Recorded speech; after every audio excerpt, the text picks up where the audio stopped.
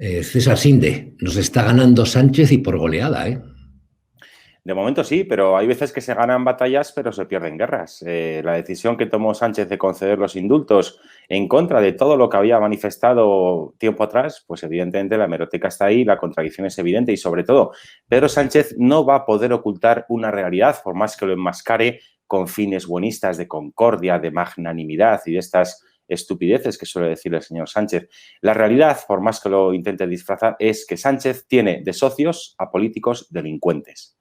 Parece que ya nos habíamos acostumbrado a que Sánchez tuviera de socios a políticos delincuentes y ahora da un paso más y Sánchez indulta a sus socios políticos delincuentes para que estos políticos delincuentes le sigan manteniendo en la Moncloa. No hay ninguna intención ni preocupación por la situación de Cataluña. Si a Sánchez le preocupase realmente Cataluña, le preocuparía toda Cataluña y manifestaría su preocupación por los millones de catalanes que no son nacionalistas y que ven cómo día a día les faltan las libertades más esenciales, como por ejemplo poder poner tu comercio y rotularlo en español si quieres y no tener que rotularlo en catalán, poder estudiar en español si así lo quieres, poder manifestar tu admiración, cariño o adhesión o tu sentimiento español y que no te pase absolutamente nada por la calle. La normalidad en Cataluña no existe. Los independentistas campan a sus anchas, provocan manifestaciones y cortes de tráfico allá donde quieran con la complicidad absoluta de los poderes públicos nacionalistas y un largo etcétera. Bueno, pero la situación de esa Cataluña que tú has descrito, de la Cataluña española, que es más de la mitad, o por lo menos la mitad, viene siendo la misma desde hace muchos años. Eso sí que no es un acto exclusivo de Sánchez. Los indultos es cosa de Sánchez, pero el abandono, la desidia, la ignorancia de los españoles que viven en Cataluña y siendo catalanes se sienten españoles, viene de lejos, ¿eh? Sí, por desgracia es cierto. También es verdad que en tiempos anteriores el entendimiento con el nacionalismo era mucho más fácil puesto que no estaban en esa senda independentista y también se cometió el error desde el gobierno central, desde los diferentes gobiernos centrales que ha habido, de creer que cediendo al nacionalismo se conseguiría aplacar a la bestia y al final lo que ha ocurrido en realidad es que se ha alimentado al pequeño cocodrilo y claro, ahora el cocodrilo ya es enorme. Ahora enderezar eso es francamente difícil, pero no por ello hay que dejar de dar la batalla. Contra el nacionalismo, por puesto que es una ideología que es injusta y que viola la libertad individual, hay que dar la batalla a cada segundo si es necesario, ¿no? Y esa es la gran tarea que tenemos por delante para corregir esta situación y para hacer de una puñetera vez que un gobierno autonómico se dedique a hacer lo que tiene que hacer un gobierno autonómico, que es gestionar los servicios públicos de proximidad para la población que administra. A ti no se te oculta que Rajoy tuvo en su mano la posibilidad de darle la vuelta completa a la situación. Es decir, sí, es cierto que pactó el 155 con Ciudadanos y con el PSOE y que le pusieron ciertos límites, pero Rajoy pudo perfectamente ir mucho más allá, pudo haber desmantelado los Mossos, haber cerrado TV3, pudo incluso desmantelar a la Generalitat y tenerla durante 10 años, esa comunidad autónoma sin Generalitat y haber cambiado completamente las cosas. Y por falta de visión, de valor, no lo hizo. ¿Tú crees que ahora, si el PP llega otra vez al poder, van a ser las cosas distintas? A ver, es cierto, Rajoy pudo haber hecho muchas cosas de forma diferente a como las hizo. Lo que pasa es que yo, poniéndome en aquel momento y echando la vista atrás, no contemplando con los datos de hoy lo que pasó hace 2 años, sino en aquel momento yo lo que entiendo es que Rajoy, la decisión que tomó fue actuar en acuerdo con las otras 2 fuerzas mayoritarias o que más representación tenían del Congreso de los Diputados, que en aquel momento eran el Partido Socialista y Ciudadanos.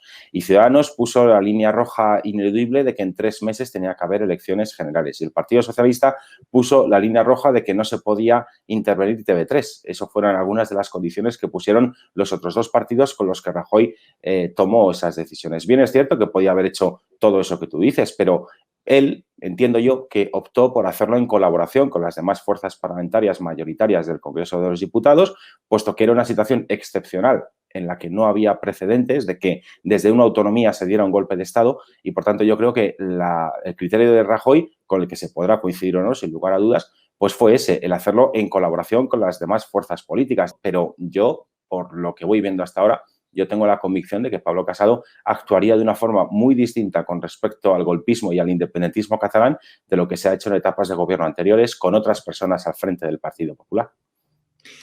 Entonces, por lo que te he oído, tú no ves disidencia alguna, discrepancia o brecha entre las líneas que siguen Isabel Díaz Ayuso o el propio alcalde Almeida y la dirección del partido en Génova con Pablo Casado y Teodoro García Egea. No hay diferencias.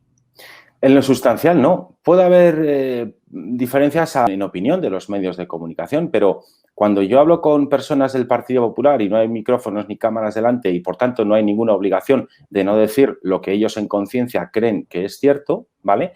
Hablando con ellos, por lo que ellos me cuentan, ellos mismos te lo dicen, que no hay ninguna animadversión ni ningún problema ni personal ni político entre la Comunidad de Madrid y la Dirección Nacional del Partido Popular. No lo hay. Otra cosa es que los medios de comunicación a veces, porque hay matices en el discurso tanto de la presidenta regional como del alcalde Almeida y portavoz nacional, como del secretario general nacional, Teodoro García Egea, quizás si vamos a oír a los matices de determinadas frases en determinados momentos y le queremos sacar punta periodística a ello, hay medios que se están prestando a eso. Pablo Casado e Isabel Díaz Ayuso hablan prácticamente todos los días. Y hay una coordinación y una sintonía absolutas. Hay un apoyo absoluto y unánime por parte de la Dirección Nacional hacia el gobierno de Isabel Díaz Ayuso. ¿Cuándo elecciones generales? Pues en mi opinión, para antes de ayer, a ser posible, porque lo que está claro es que Pedro Sánchez ha perdido su legitimidad de ejercicio. Ya sabemos, la teoría política distingue entre legitimidad de origen y legitimidad de ejercicio.